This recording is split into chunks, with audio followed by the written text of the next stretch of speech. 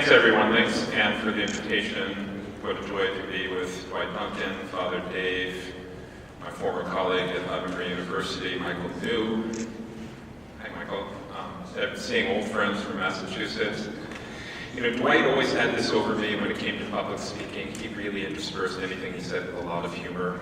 So all those things about my being the main attraction, it's just hilarious.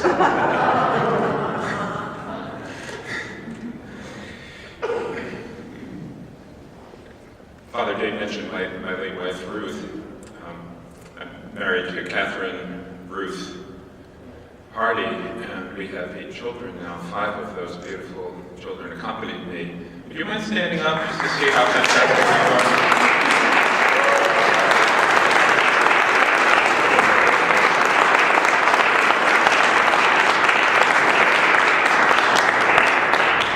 My oafish 16-year-old protested and is going to come in separately. And we have 2 cute little ones at home, a newborn baby Finn, 3 months old, and Valerie. We think the blustery cold is probably too much for them. So, Ruth and I, our first car, I was thinking about this in connection with this talk, was an AMC Matador. And Matador in Spanish means killer. It was manufactured in 1973, and we used to joke, it was a fairly old car when we got it, we used to joke that we would hold on to it until Roe v. Wade was overturned. And if you know how AMC cars were made, that was very unrealistic. It was unrealistic for a lot of other reasons. But that's the way we thought back then, though. So I want to say this morning that overturning Roe v. Wade is a matter of 3 things. Public opinion or public sentiment, as Lincoln referred to it, legislative action, and I want to say the consciences of Supreme Court justices.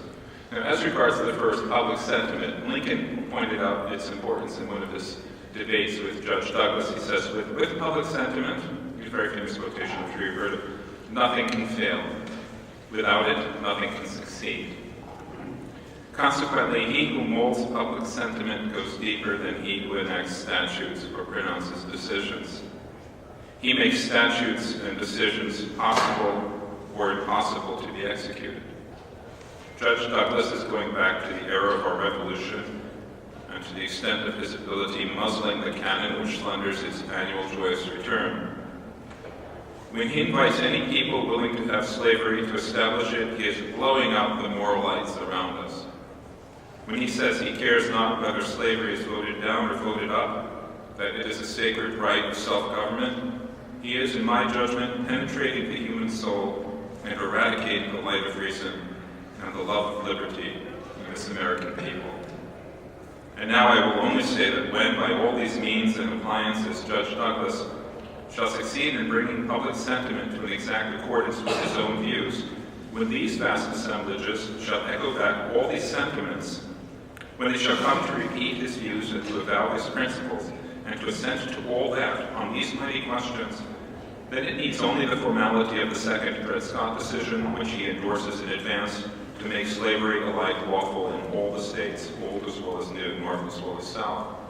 We've seen with Roe v. Wade that second Dred Scott decision already, and we've seen the force of a president for 8 years who was as magnetic and had as many means of communication available to him, far more than Lincoln ever imagined for Judge Douglas.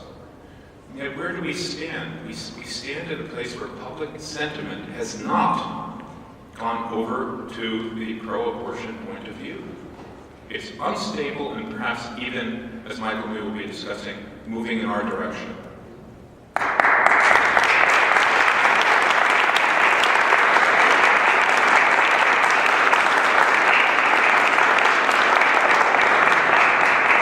Despite the capture of the mainstream media, the universities and colleges, the learned professions, public sentiment has been shifting steadily towards the pro-life point of view. And thank you for your efforts in that regard. Now, social media will favor this trend. People share happy things rather than failures. A study perhaps could be done of this, but I wager there are 3,000 pictures of ultrasounds of unborn children shared on the internet for every one story which attempts to paint abortion in a positive way. The Trump victory shows in particular that public sentiment is highly stable at this time and can display what economists call tilting point phenomena. In particular, an aggressive view based on a notion of personal autonomy no longer seems to be inevitable. That framework has, in a certain sense, been put aside. Now, another interesting fact about public sentiment is, if you go to the pro-abortion websites, as I did in preparation for this talk, they constantly say it's a matter of one vote on the Supreme Court, maybe 2 votes. And the more they repeat that, the more it helps us. Because anything which depends solely on whether 1 or 2 persons is present on the Supreme Court and vote in a certain way is highly weak, highly fragile, highly stable, and highly at risk. That's a confession which will feed this good turn of public sentiment in our direction. Now, I think it's important to keep the end goal in sight in all our attempts to affect public sentiment. There's a fantastic quote from T.S. Eliot, perhaps you've heard it before. He says, if we take the widest and wisest view of a cause, there's no such thing as a lost cause, because there's no such thing as a gained cause. We fight for lost causes because we know that our defeat and dismay may be the preface to our successor's victory, though that victory itself will be temporary. We fight rather to keep something alive than the expectation that it will triumph. And I want to say that we actually cannot adopt that point of view. I don't believe it's American. It's not Lincolnian. I don't think that President Lincoln, insofar as he had sympathy for the abolitionists or the eventual removal of slavery, according to what he thought was the original intention of the founders, believed that that was just a temporary keeping of something alive. He thought it represented a vindication of the ideals of the Declaration of Independence, that all men are created equal and endowed with the right to life we hold. I think we must hold the same. We must say that the only stable position in our society, and the only view which represents the vindication of those ideals of the American Revolution, with Lincoln we want to say, is the eventual establishment of the pro-life view throughout the whole country through something like a human life amendment. And that has to be the goal. We have to continue to state that. So that is the true good for our country. Now, at the same time, I want to say that that won't be possible unless there is some radical questioning of the sexual revolution. Because despite all of the ideologies and philosophies, the single thing which fuels legal abortion more than anything else is the absurd disproportion between what goes on in a one-night hookup and the requirement or obligation to bear a child for 9 months and then raise a child for 20 years. If so long as sexuality and sexual relations is treated as something trivial, abortion will seem to people to be something necessary. So it's absolutely necessary that we, as part of the pro-life movement, also work constantly for the reverse of the sexual revolution and the establishment of a pro-family culture of life.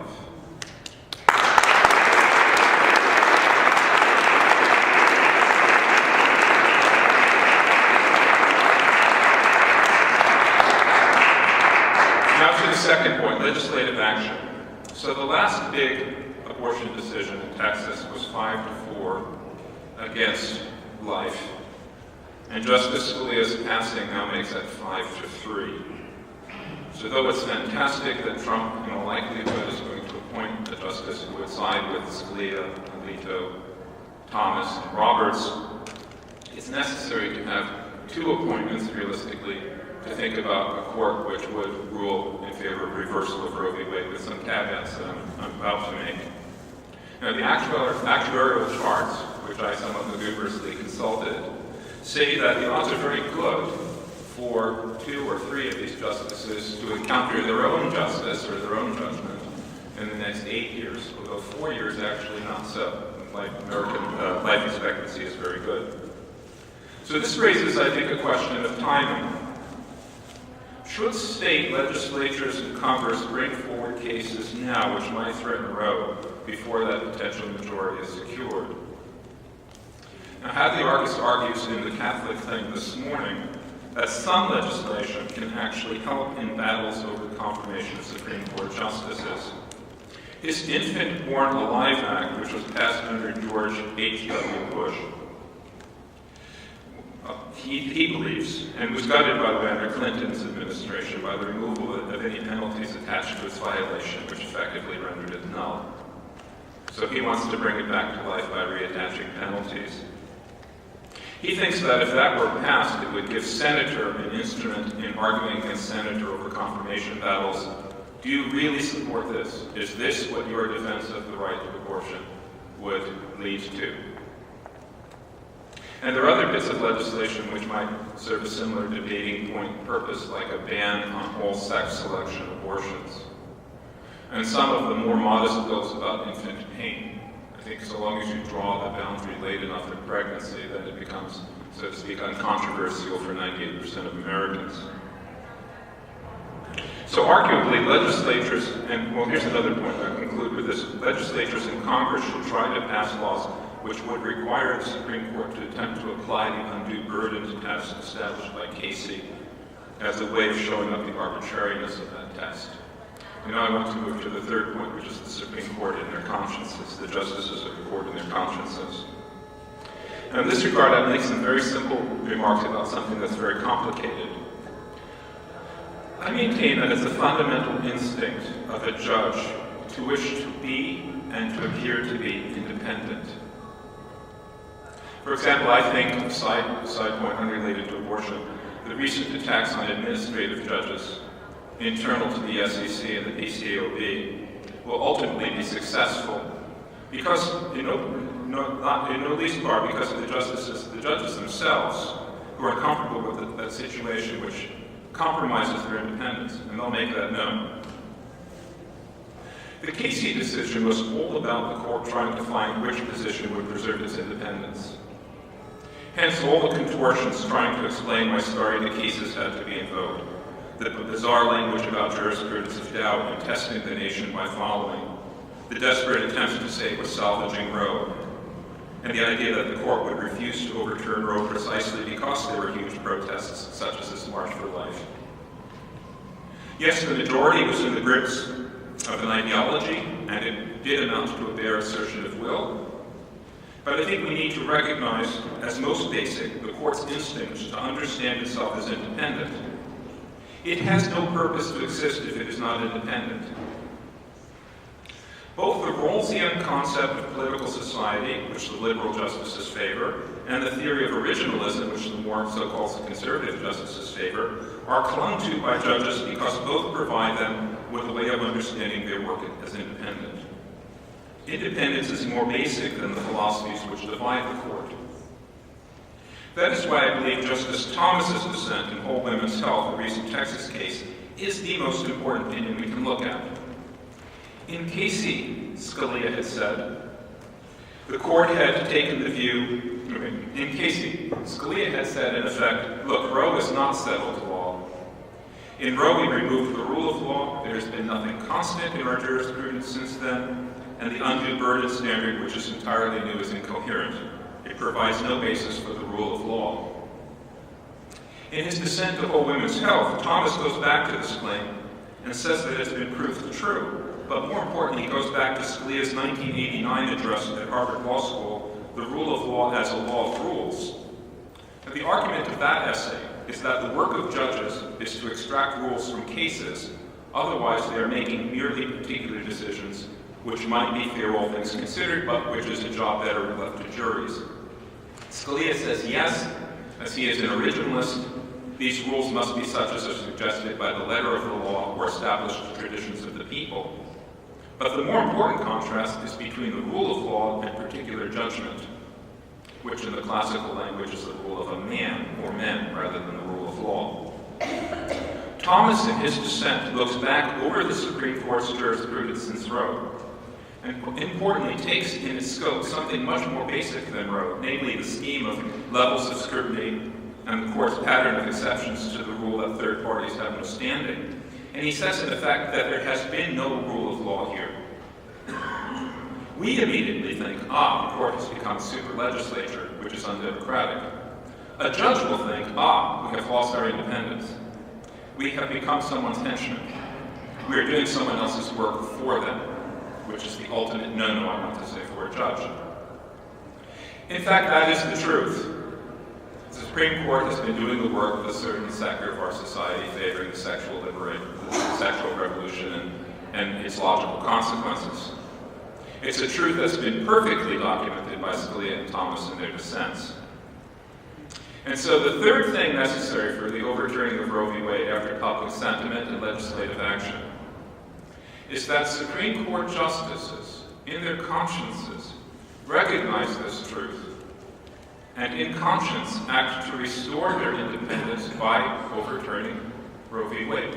Now, we can't force anyone's conscience, but God is sovereign over the thoughts and hearts of men. So here, of course, prudence in the nomination and confirmation of justices, but also prayer, I think, is the most helpful thing. So thank you very much for your attention.